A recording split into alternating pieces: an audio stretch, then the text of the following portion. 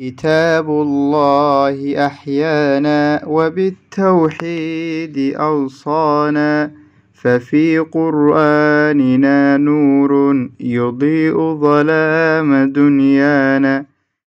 الحمد لله والصلاة والسلام على نبينا محمد وعلى آله وأصحابه ومن تبعهم بإحسان إلى يوم الدين.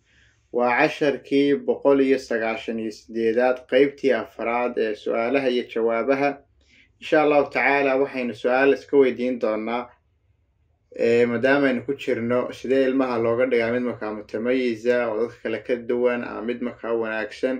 waxaan su'aal iska weydiin doonaa kayfa aj'alu ibni yuhibbu ad-darasa, sidee marka ilmahayga ama ilmahaga aad uga dhigi kartaa mid marka waxbarashada iyo waxa uu dhiganayo ama waxa uu akhrisanayo mid marka jecel. marka waxa laga yaabaa inuu dadka qaar waxbarashada diidaan oo kale ama wax akhriska diidaan oo kale ama ay dhibsadaan ama ay ka cararaan. sidee marka loo jeclaysiiyaa? koow waxaa la yiraahdaa qaybta koowaad waxa weeye horta waalidku marnaba aanu oran ama aan dadkii ku oran ama aan ilmihii ku oran ubadka waxbarashada waa necab yihiin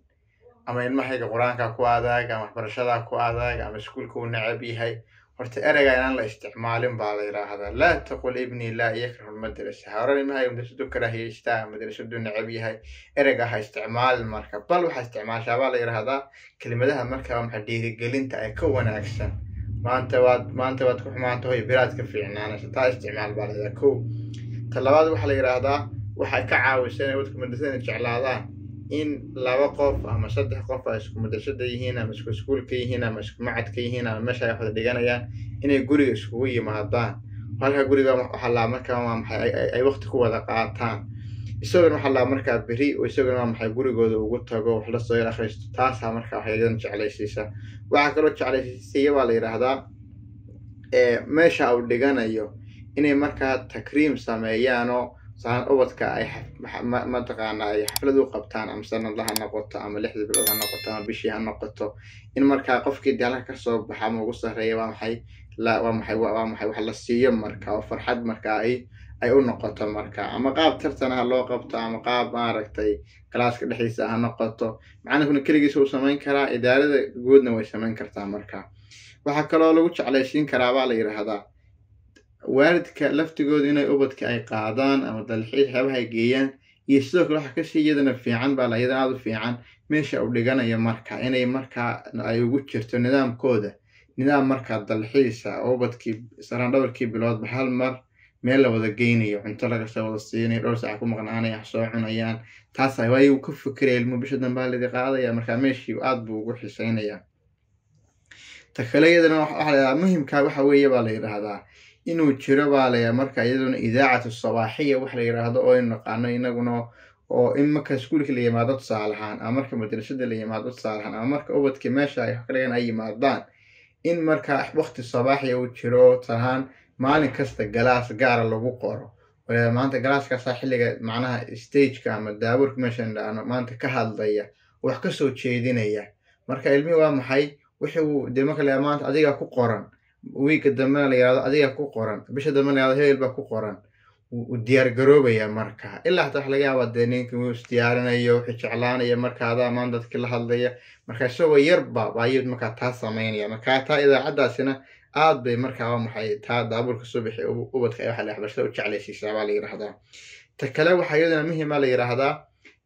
galaashad hadba si u kala sareeyaan oo hadda tan macalimiinta aad u sii saaran tahayo duwarko in ubadka waxbarashada diidayaan oo kale galaaska shanaad markuu yahay galaaska afraad baa loo celiyaa. waxa la ubadka galaaska afraad ku jira caawi baa la marka wuxuu qoor kan adigu kan ka soo gacan qabo xogaa marka wax la yiraahdaa marka wuxuu dareemayaa baa la yiraahdaa baanahu mutamayyiz macnaha inuu qofta wax kala saari karo yahay mas'uuliyad qaari karo inuu yahay baa la barkayaayo hasa la sameeyaa. soo haduu galaaska labaad ku jiro xataa u diyaar yahay ka koobaad baa la u soo qor kan alifka u qor kan baada u qor kan xogaa marka uu isaga oo xishoonaya marka qodobka waxa weeye baa la yiraahdaa waalidka laftigooda inay markuu guriga yimaado wixii uu soo dhigtay ama wixii uu soo akhristay ama waxa waalidka mobilka ugu jira ama waxa laptopka ugu jira akhri marka noo akhri aniga xidhaan ma ku dhageysano marka hada casharkii maanta aad soo dhigatay iskuulka soo dhigatay quraanka soo dhigatay waxaad soo dhigatay waxaad ha ahaadaan bar hada noo akhri anaga maanta maxaa noogu celiyo marka anaga noo dhig marka waxyaabaha jeclaysiiyay kamid tahay marka dadka qodob ugu muhiimsan haddii inta si fiican marka inta loo dabaqo waalidkuna ilaahay subxaanahu wa ta'ala marka waxa uu la kaashado ilaahay marka uu tala saarto kelmadaha ubadka liidaya ee hoos u dhigayna uu ka daayo waxa la yiraahdaa marka waa maxay oo ducadana markasta waa maxay waalidku ay sameeyaan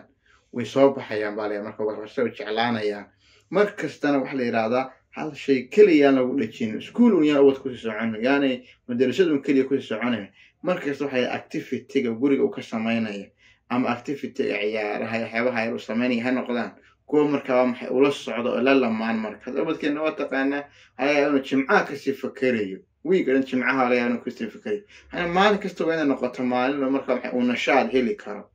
marka casar doorka soo ka yimaado guriga waa inuu maxay activity ku sameyn kara ka guriga ciyaaraha ku sameyn kara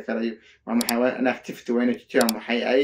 jiri karaan marka waa noqon qof salahan 6 cisho jeel ku jirayo hal maalinta jimcaha jeel ka soo baxay maalinta kaliya maalinta adduunka maalinta kaliya ay u tahay